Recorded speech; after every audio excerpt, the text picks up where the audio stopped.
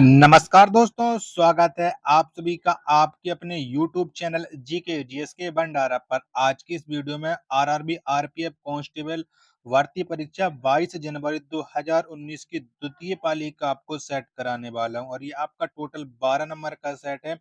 और अगर आपको आरपीएफ कांस्टेबल और आरपीएफ एसआई में अच्छा स्कोर करना है तो सबसे पहले आपको प्रीवियस ईयर के जितने भी प्रश्न हैं वो आपको पढ़ना सबसे ज्यादा जरूरी है। प्रीवियस ईयर प्रश्नों को आप कंप्लीट कर लीजिएगा, गारंटी के साथ करूं इस बार आप लोग अच्छा स्कोर करके आ जाओगे। तो बिना टाइम वेस्ट करे शुरू करते हैं आज का अपना ये सेट। तो पहला प्रश्न है आपके सामने कि रसोई के बर्तनों पर नॉन स्टिक कोटिंग के लिए निम्नलिखित में से कौन सा एक विशेष प्लास्टिक उपयुक्त होता है। तो कौन सा होता है, तो ये टेफ्लॉन होता है। दूसरा राइट आंसर है, हो जाएगा। दूसरा प्रश्न है आपके सामने कि सौर कैलेंडर में कितने राशि चक्रों का उल्लेख है। तो कितने का है, तो ये 12 का उल्लेख है। दूसरा का तीसरा ऑप्शन राइट आंसर हो जाएगा। तीसरा प्रश्न है आपके सामने कि अंडमान और निकोबार द्वीप समूह निम्नलिखित में से किस उच्च न्यायालय के अधिकार क्षेत्र में आता है। तो ये किसके में आते हैं, तो ये कलकत्ता उच्च न्यायालय के अधिकार क्षेत्र में आते हैं। तीन का दूसरा ऑप्शन है वो राइट आंसर है, हो जाएगा। चौथा प्रश्न है आपके सामने कि नीति आयोग अस्तित्व में आया। तो नीति आयोग ये कब अस्तित्व में आया था, तो ये 1 जनवरी 2015 को नीति आयोग अस्तित्व में आया था। चार का पहला ऑप्शन है वो राइट आंसर है, हो जाएगा। अगला प्रश्न पे संख्या 5 है कि प्रस्तावित राष्ट्रीय खेल विश्वविद्यालय किस राज्य में स्थापित किया जाएगा। तो ये स्थापित 2019 में स्थापित प्रस्तावित था। तो ये प्रस्तावित था और ये वर्तमान में स्थापित हो भी चुका है। तो ये हो चुका है मणिपुर राज्य में। 5 का दूसरा ऑप्शन है करेक्ट आंसर, हो जाएगा। छठवां प्रश्न है आपके सामने कि विश्व मुद्राओं में विनियमन को विनियमित करने की विधि डॉट डॉट द्वारा शुरू की गई। तो ये किसके द्वारा शुरू की गई थी, छठवां का आंसर आपको बताना है। तो ये शुरू की गई है अंतरराष्ट्रीय मुद्रा कोष के द्वारा। छठवां का चौथा ऑप्शन है वो राइट आंसर है, हो जाएगा। सातवां प्रश्न है आपके सामने कि निम्नलिखित में से कौन सा महाकाव्य ऋषि वेद व्यास द्वारा लिखा गया था। बताओ वेद व्यास ने क्या लिखा है। तो वेद व्यास के द्वारा महाभारत को लिखा गया है। सात का चौथा ऑप्शन है वो राइट आंसर है, हो जाएगा। आठवां प्रश्न है आपके सामने कि निम्नलिखित में कौन सा भारत का सर्वोच्च खेल पुरस्कार है। तो भारत का सर्वोच्च खेल पुरस्कार बताना है। ये आप लोग देख लीजिएगा, चारों ऑप्शन आपकी स्क्रीन पर शो रहे हैं। तो ये ध्यानचंद पुरस्कार, ये सर्वोच्च खेल नहीं, ध्यानचंद पुरस्कार नहीं, राजीव गांधी खेल रत्न पुरस्कार ये सर्वोच्च पुरस्कार है। आठ का पहला ऑप्शन है वो राइट आंसर हो जाएगा। नौवां प्रश्न आपके सामने है कि दिसंबर 1953 में राज्य पुनर्गठन आयोग का गठन किसने किया। तो ये किसने गठन किया था, तो ये गठन किया था पंडित जवाहरलाल नेहरू ने। नौ का तीसरा ऑप्शन देने वाले सभी लोगों का ये करेक्ट आंसर हो जाएगा। आशा करता हूँ कि आपको ये वीडियो पसंद आ रही होगी। तो वीडियो को लाइक कमेंट और चैनल को सब्सक्राइब करना न भूलें। 10वां प्रश्न है कि पाणिनि द्वारा लिखित अष्टाध्यायी पुस्तक का विषय क्या है। तो बताओ कौन सा विषय अष्टाध्यायी का है। तो अष्टाध्यायी का विषय व्याकरण है। 10 का तीसरा ऑप्शन वो राइट आंसर है, हो जाएगा। 11वां प्रश्न है कि किस संविधान संशोधन के द्वारा भारतीय संविधान की प्रस्तावना में धर्मनिरपेक्ष शब्द को जोड़ा गया। तो ये कौन सा संविधान संशोधन के द्वारा जोड़ा गया था, तो ये जोड़ा गया था 42वां संविधान संशोधन अधिनियम के द्वारा। 11 का तीसरा ऑप्शन है वो राइट आंसर हो जाएगा। 12वां प्रश्न है आपके सामने के प्रति इकाई समय में किसी वस्तु के वेग परिवर्तन को डॉट डॉट कहा जाता है। तो इसे क्या कहा जाता है, तो इसे त्वरण कहा जाता है। 12 का दूसरा ऑप्शन है वो राइट आंसर है, हो जाएगा। 13 प्रश्न है आपके सामने की यूरोपीय जलवायु में उगने वाली वनस्पतियों की विशेषता होती है। तो बताओ कैसी विशेषता होती है। तो यूरोपीय जलवायु में जो वनस्पतियां उगती हैं उनकी जो विशेषता होती है वो पर्णपाती वन होती है। 13 का चौथा ऑप्शन वो राइट आंसर हो जाएगा। 14 प्रश्न है आपके सामने के पश्चिमी चक्रवात की उत्पत्ति होती है। तो बताओ पश्चिमी चक्रवात की उत्पत्ति किससे होती है। तो ये भूमध्य सागरीय क्षेत्र से उत्पत्ति होती है। 14 का दूसरा ऑप्शन है वो राइट आंसर है, हो जाएगा। चलेगा। 15 प्रश्न है आपके सामने के बोहर पद्धति के अनुसार एक परमाणु के वहातम कोष में अधिकतम डॉट डॉट हो सकते हैं। तो बताओ कितने इलेक्ट्रॉन हो सकते हैं, ये आपको बताना है। प्रश्न संख्या 15 का राइट आंसर, तो इसमें अधिकतम 8 इलेक्ट्रॉन हो सकते हैं। तीसरा ऑप्शन है वो राइट आंसर हो जाएगा 15 का। 16 प्रश्न है कि निम्नलिखित में से कौन सा रोग बैक्टीरिया द्वारा नहीं होता है। बताओ इनमें से कौन सा रोग है जो बैक्टीरिया के द्वारा नहीं होता है। तो हेपेटाइटिस ए ये रोग है बैक्टीरिया द्वारा नहीं होता है। 16 का पहला ऑप्शन है वो राइट आंसर हो जाएगा। 17 प्रश्न है कि निम्नलिखित में से किस राज्य में एक से अधिक परमाणु ऊर्जा संयंत्र हैं? तो बताओ किस राज्य में है? तो वो राज्य है तमिलनाडु राज्य में एक से अधिक परमाणु संयंत्र है। 17 का चौथा ऑप्शन है वो राइट आंसर हो जाएगा। 18 प्रश्न है कि मनुष्यों में जब एक्स गुणसूत्र वाला एक शुक्राणु अंडे को निषेचित करता है तो युग्मनज डॉट डॉट के रूप में विकसित होता है, तो ये मादा शिशु के रूप में विकसित होता है। 18 का पहला ऑप्शन है वो राइट आंसर है हो जाएगा। वीडियो पसंद आ रही तो प्लीज वीडियो को लाइक जरूर करें। कमेंट नहीं किया होगा तो आप लोग कमेंट कीजिएगा। चैनल को सब्सक्राइब नहीं कर रखे होगे तो चैनल को आप लोग जरूर सब्सक्राइब कर लीजिएगा। 19वां प्रश्न है कि निम्नलिखित में कौन सा अनुच्छेद वित्त आयोग से संबंधित है? तो बताओ कौन सा अनुच्छेद संबंध रखता है? तो वित्त आयोग से अनुच्छेद 280 का संबंध है। 19 का तीसरा ऑप्शन है वो राइट आंसर है हो जाएगा। 20वां प्रश्न है कि निम्न में से किसके अनुसार अर्थव्यवस्था में आवश्यकता वस्तुओं का कुल मूल्य हमेशा आपूर्ति के कुल मूल्य के बराबर होता है? तो बताओ ये कौन सा नियम है? प्रश्न संख्या 20 का राइट आंसर क्या हो जाएगा? तो ये नियम है वाल रस का नियम। दूसरा ऑप्शन है वो राइट आंसर है हो जाएगा। 21वां प्रश्न है कि किस वर्ष दिल्ली को एक मंत्रिपरिषद युक्त विधानसभा प्रदान की गई जिसके प्रमुख मुख्यमंत्री थे? तो बताइए कब प्रदान की गई है? 21 का आंसर आपको बताना है। तो ये मिली थी 1992 में।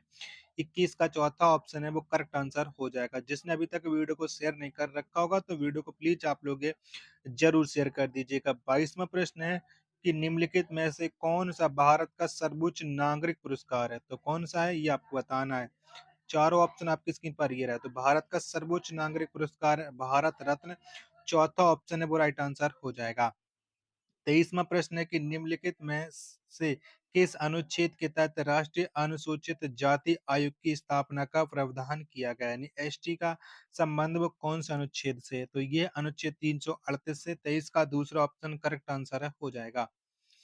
24वां प्रश्न है कि निम्नलिखित में से कौन सी समिति पूंजी खाता प्रवर्तनीय से संबंधित है? तो बताइए कौन सी समिति है? 24 का आंसर आपको देना है। तो ये है एस एस तारपुर समिति।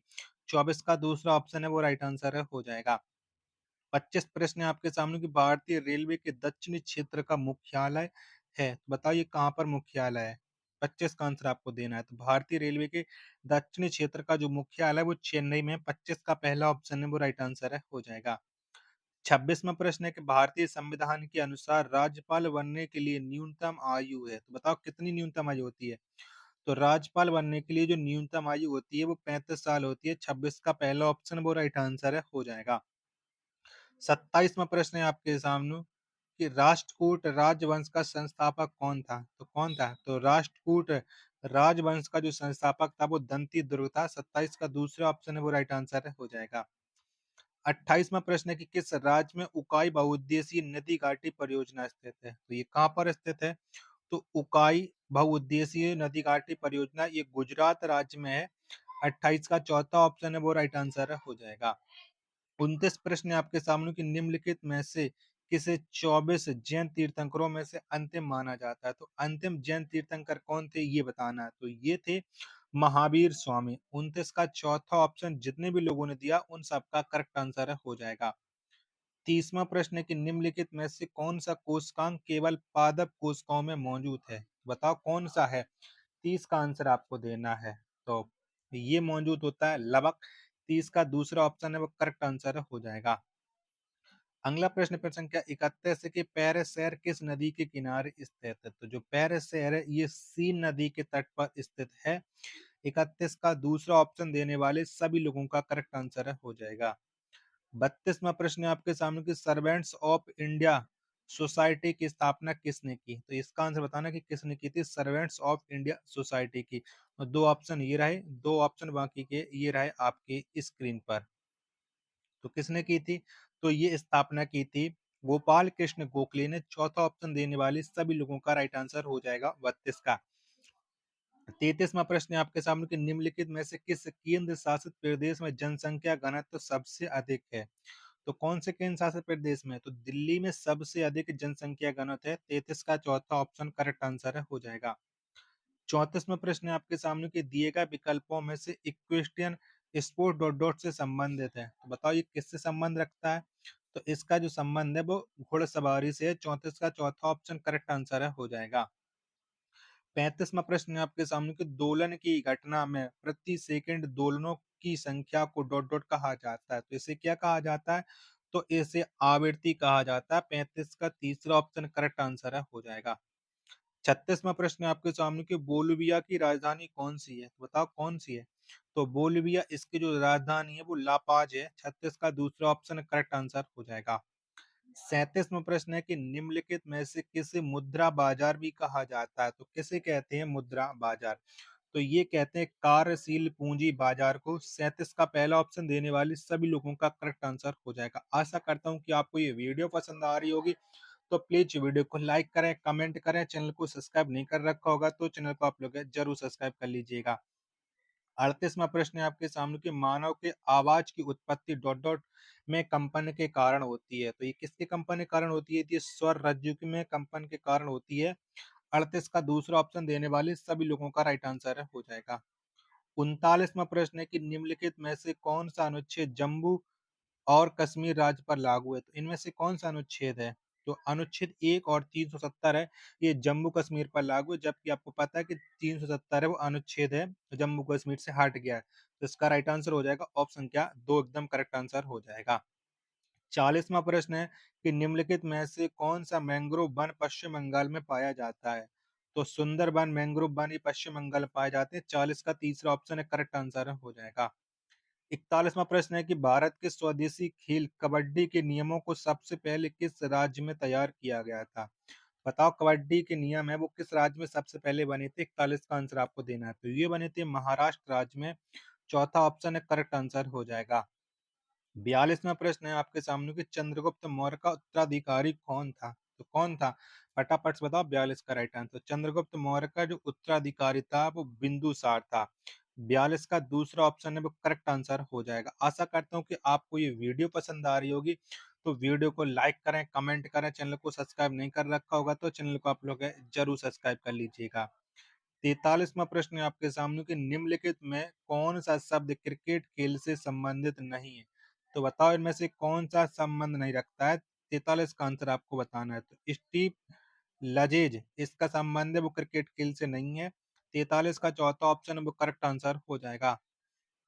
44वां प्रश्न है आपके सामने कि निम्नलिखित में से कौन सा हॉकी का एक मौलिक कौशल नहीं है? तो बताओ कौन सा नहीं है? 44 का आंसर आपको बताना है। तो हॉकी का एक मौलिक कौशल ये स्कीइंग नहीं है। 44 का चौथा ऑप्शन है वो राइट आंसर हो जाएगा। फटाफट से इस वीडियो को अपने दोस्तों के पास जरूर शेयर कर दीजिएगा प्लीज। 45वां प्रश्न है कि विश्व प्रसिद्ध माजुली उत्सव डॉट डॉट में मनाया जाता है। तो माजुली उत्सव कहाँ पर मनाया जाता है? तो माजुली उत्सव ये असम राज्य में मनाया जाता है। 45 का दूसरा ऑप्शन करेक्ट आंसर है, हो जाएगा। 46वां प्रश्न है कि निम्नलिखित में से कौन सी राशि किलोग्राम प्रति घंटा मीटर में व्यक्त की जाती है? तो बताओ कौन सी राशि व्यक्त की जाती है? तो ये व्यक्त की जाती है घनत्व। 46 का दूसरा ऑप्शन है वो राइट आंसर है, हो जाएगा। 47वां प्रश्न है आपके सामने कि सारनाथ में सिंह चतुर्भुज स्तंभ शीर्ष किसके द्वारा बनाया गया? तो ये किसके द्वारा बनाया गया था? यानी कौन से शासक ने इसका निर्माण करवाया था? तो ये करवाया था अशोक ने। 47 का तीसरा ऑप्शन है वो राइट आंसर है, हो जाएगा। 48वां प्रश्न है कि निम्नलिखित में कौन सा सरकार के लिए राजस्व व्यय नहीं है? तो इनमें से राजस्व व्यय सरकार के लिए नहीं है और केंद्र सरकार के लिए। तो ये रक्षा व्यय केंद्र सरकार का है, राज्य सरकार का नहीं है। 48 का तीसरा ऑप्शन है वो राइट आंसर हो जाएगा।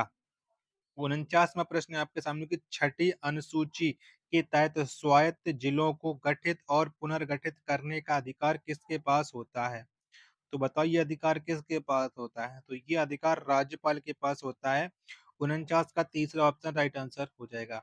50वां और अंतिम प्रश्न है कि रोन घाटी से आने वाली ठंडी शुष्क हवाओं को कहा जाता है? तो बताओ इन्हें क्या कहा जाता है?